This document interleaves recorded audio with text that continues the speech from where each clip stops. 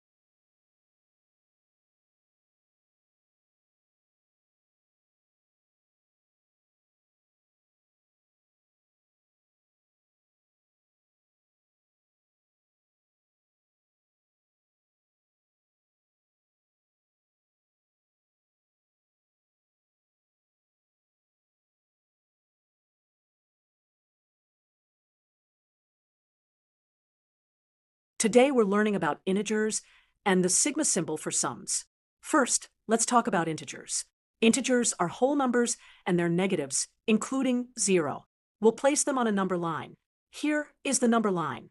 Now let's mark some integers. -2, -1, 0, 1, and 2. Integers to the left of 0 are negative, and integers to the right are positive. 0 sits in the middle. Now let's introduce the sigma symbol. Sigma is the Greek letter used to represent a sum. It tells us to add a list of numbers in a compact way. Here is the basic format.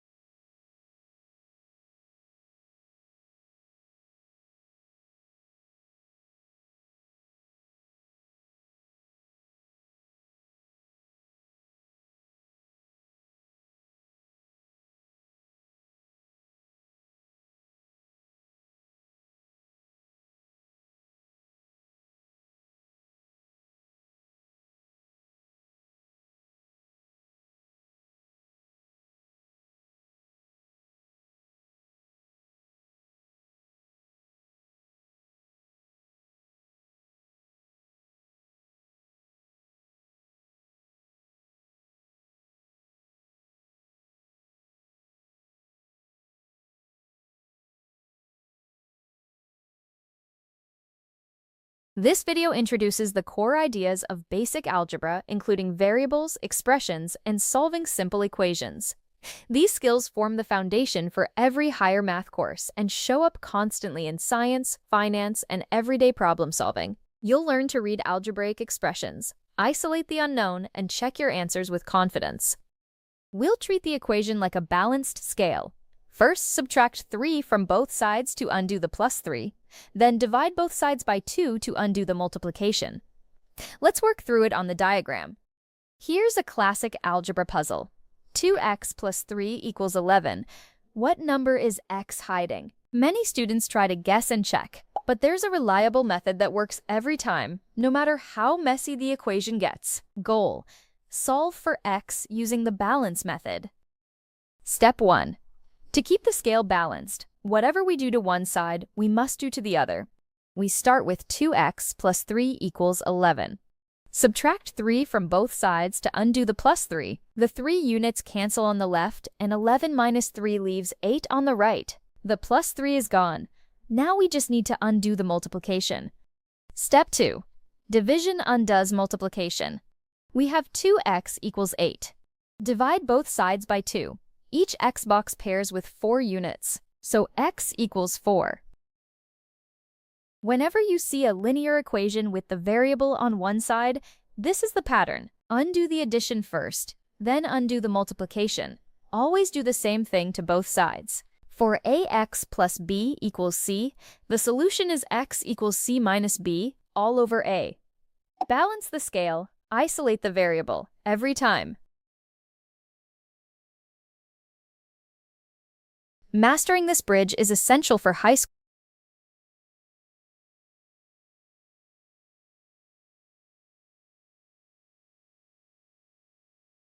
This video introduces the core ideas of algebra and shows how they lead naturally into basic calculus. Mastering this bridge is essential for high school exams, college entrance tests, and any science or engineering path. You'll learn to manipulate expressions, interpret functions, and take your first derivatives with confidence. Manipulate expressions, interpret functions, and take your first derivatives with confidence. Here's a parabola. Where is its lowest point? Algebra and calculus give two different paths to the same answer. Students often learn these methods in isolation, years apart, but seeing them side by side reveals what calculus really adds to algebra. Goal: find the minimum of f of x equals x squared minus 6x plus 13. Two different ways. Method 1. Completing the square rewrites a quadratic to expose its vertex. Start with f of x equals x squared minus 6x plus 13. Take half of negative 6, square it to get 9, add and subtract 9, leaving plus 4. The first three terms form a perfect square, x minus 3 squared. A square is never negative, so the smallest value is 0 when x equals 3. So the minimum is 4, reached at x equals 3. Algebra found the vertex by clever rewriting. Now let's see what calculus does differently. Method 2. The derivative measures slope. The power rule says the derivative of x to the n is n times x to the n minus 1. Same function as before. Differentiate 2x from the squared term minus 6 from the linear term. The constant 13 disappears. At the minimum, the tangent line is flat. Slope equals 0. Solving 2x minus 6 equals 0 gives x equals 3. Plug in f of 3 equals 4. Same answer as algebra. Two methods, same point. Let's compare what each one really does. Question 3. Both methods landed on the same point. Why have two methods? Algebra rewrites the function until the answer is visible. It works because a square can't be negative. Calculus uses the slope. At any peak or valley, the tangent line is flat. Completing the square only works for quadratics. But setting the derivative to 0 works for any smooth function, cubics, exponentials, anything. Same minimum. Two perspectives. That's the bridge from algebra to calculus. Whenever you need the minimum or maximum of a quadratic, you have two reliable tools. Algebra completes the square to expose the vertex. Calculus sets the derivative to 0. Both lead to the same vertex h, k. Algebra shows why it's a minimum. Squares can't be negative.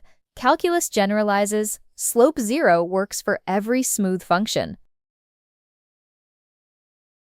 This video walks through the core operations that build all of mathematics, from succession and addition up to logarithms, sine, and even the curious 1.5 hyperoperation.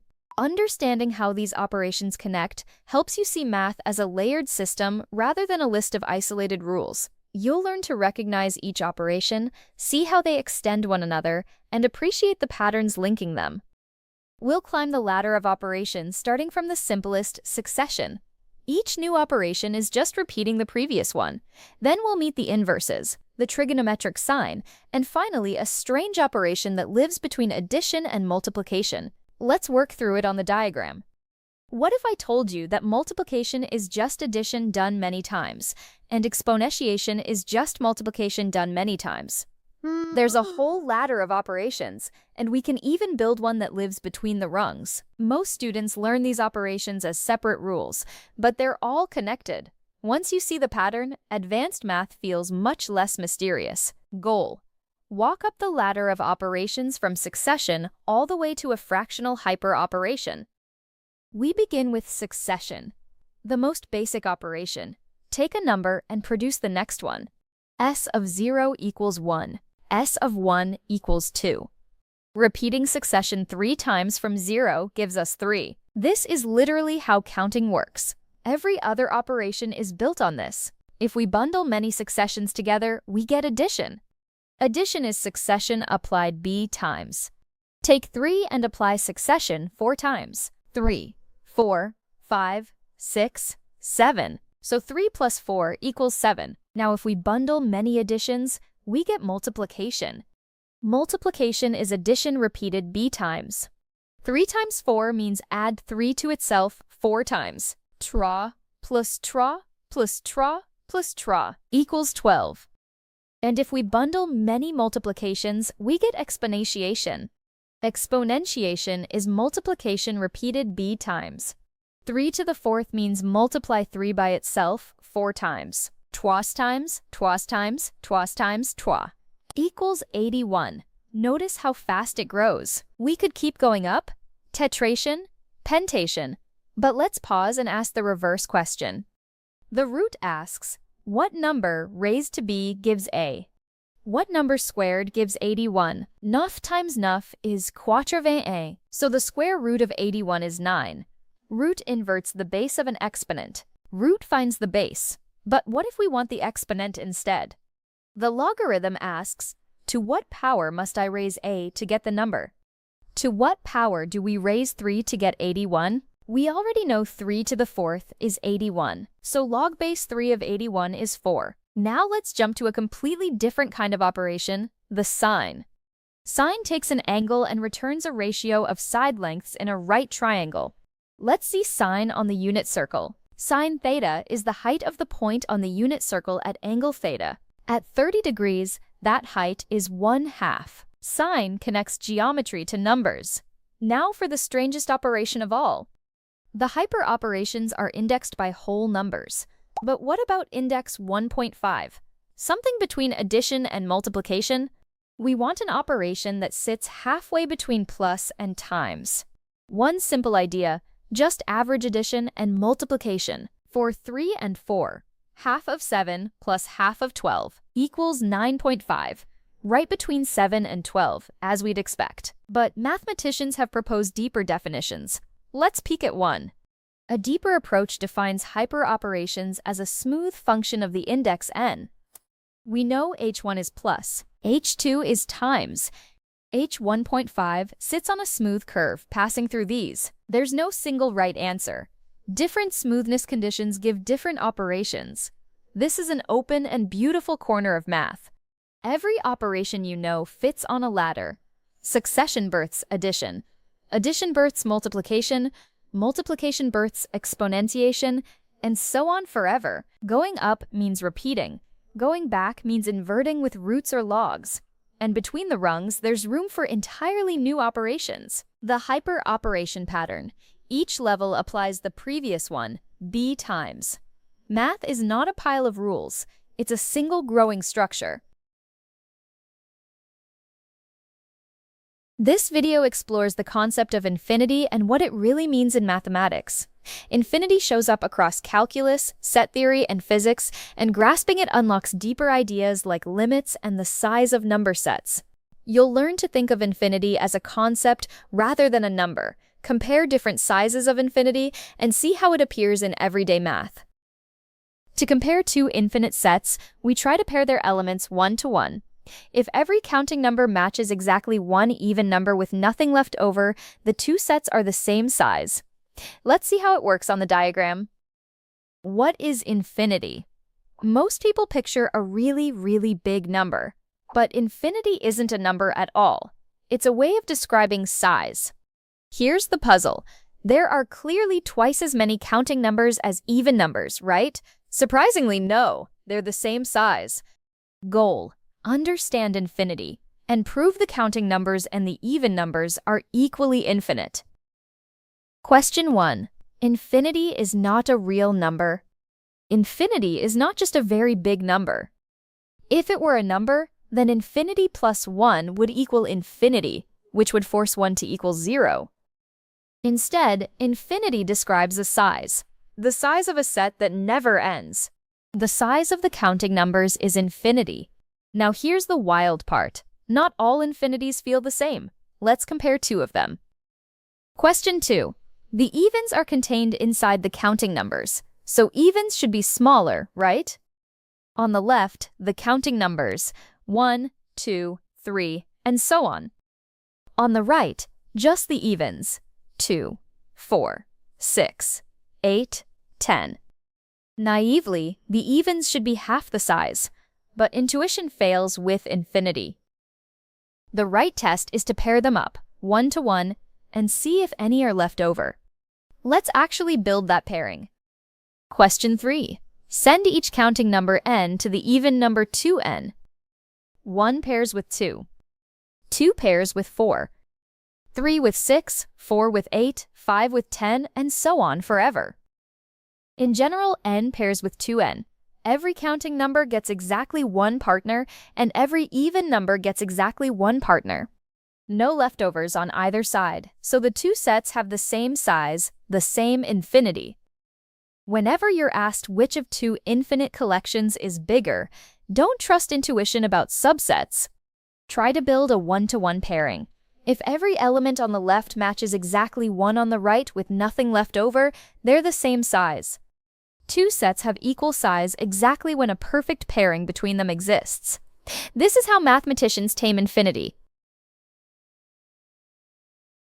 This video explains the integer symbol and what it represents in mathematics. Understanding this notation is essential for reading math textbooks, proofs, and set theory problems you'll encounter in algebra and beyond. You'll learn where the symbol comes from, which numbers belong to it, and how to use it correctly. We'll start with where the symbol z comes from.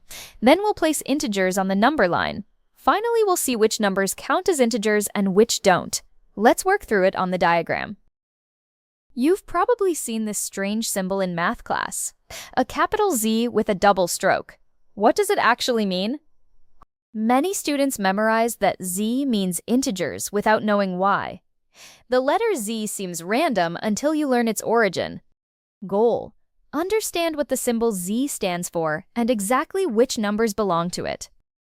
Whenever you see the double stroke Z in math, it means the integers. Remember, it stands for Zahlen, the German word for numbers. The integers are all whole numbers, negative, 0, and positive, stretching forever in both directions. No fractions, no decimals allowed. This video walks through all the major levels of mathematics, from counting numbers up to advanced abstract theory. Understanding this hierarchy helps you see how each topic builds on the last and where your studies are headed. You'll learn to recognize each stage, see how they connect, and appreciate the bigger picture of math. We'll climb the math pyramid, one floor at a time, starting from counting, moving through algebra and geometry, up into calculus and beyond. Let's see how it works on the diagram. Ever wonder how all the math you've learned actually fits together? From counting on your fingers to the math that runs rockets and computers, it's all one giant staircase. Students often see each math class as a separate world, but every level is built directly on the one below it. Goal: take a tour through every major level of math and see how they connect. Level 1 and 2. The foundation of all math. Arithmetic is the base floor. Counting, adding, subtracting, multiplying, dividing. Algebra swaps numbers for letters. Now we can describe rules that work for any number. Solving for x is the heart of algebra. Next, math goes visual. Levels 3 and 4. The math of shape and space. Geometry studies shapes, lengths, and angles. The Pythagorean theorem is its most famous result. Trigonometry connects angles to ratios of sides. It turns shape into numbers. And those ratios let us measure things we can't reach, like the height of mountains. Then math learns to handle change itself. Levels 5 and beyond. The math of change and the math of everything. Calculus measures how things change. The derivative gives the slope at any point. Integrals add up infinitely many tiny pieces, areas, volumes, totals. Above calculus sits analysis, topology, abstract algebra, math, studying math itself. Every level of math is built directly on the one below it. Nothing comes from nowhere. Counting becomes symbols. Symbols describe shapes. Shapes lead to change, and change leads to deep abstract structure. So wherever you are on the staircase, you're standing on everything you've already learned. Keep climbing. This video introduces the integral, one of the two foundational ideas of calculus. Integrals power physics, engineering, statistics, and economics by letting us measure totals from rates of change. You'll learn what the integral symbol means, how it represents area under a curve, and how it connects to the derivative. We'll see the integral as the area under a curve. First, approximate with rectangles, then let their width shrink to 0, giving the exact area. Finally, use the antiderivative to get the answer in one line. Let's work through it on the diagram. How do you find the area under a curve? Rectangles are easy, triangles are easy. But a curve bends. Its area seems impossible to pin down exactly. Students often see the integral sign and panic, but it's just a fancy S, standing for sum. We're summing up tiny slices of area. Goal: understand what the integral means and compute the area under x squared from 0 to 2. Step 1. Slice the region into thin rectangles and add their areas. Split the interval from 0 to 2 into 4 equal pieces. Each width is 0.5. The area is approximately the sum of each rectangle's height times its width. With 4 rectangles, we get about 3.75, but it's a rough estimate. More rectangles means more accuracy. Let's shrink the width. Step 2.